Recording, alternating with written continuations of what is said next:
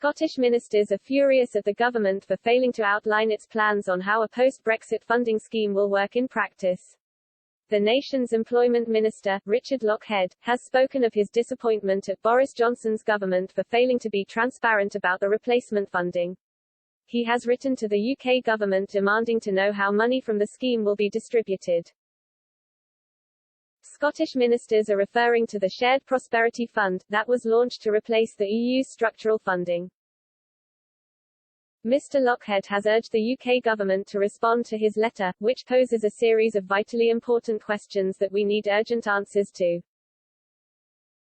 In the letter, written to Housing, Communities and Local Government Minister Luke Hall, the SNP politician said Scotland should receive funding in line with the EU's previous scheme.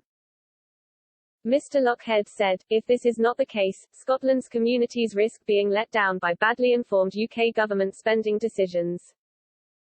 He added, it is not possible for UK ministers to make well-informed and sound decisions about spending in devolved areas in Scotland without consultation and agreement with Scottish ministers, to ensure coherence with existing spending plans, value for money and respect for responsibility and democratic accountability of Scottish ministers and the Scottish Parliament. As a result, he called for the issue of funding to be under the scope of the Scottish Government, in line with devolved competence. The Scottish minister said he wants to meet with central government at the earliest opportunity to discuss the pressing issues regarding funding.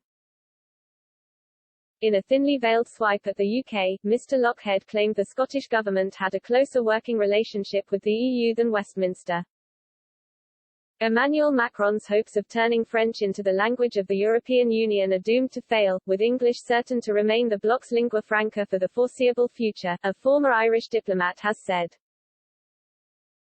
Ray Bassett said the French president's apparent ambitions for his mother tongue were as delusional as his belief that Brexit would mark the UK's economic demise. Mr. Bassett, Ireland's former ambassador to Canada, Jamaica and the Bahamas, was speaking after French MEP Jean-Baptiste Lemoyne, a close ally of Mr. Macron, broached the subject at the weekend. Specifically, Mr. Lemoyne suggested his country would use its forthcoming presidency of the EU to lobby for English no longer to be one of the bloc's official languages.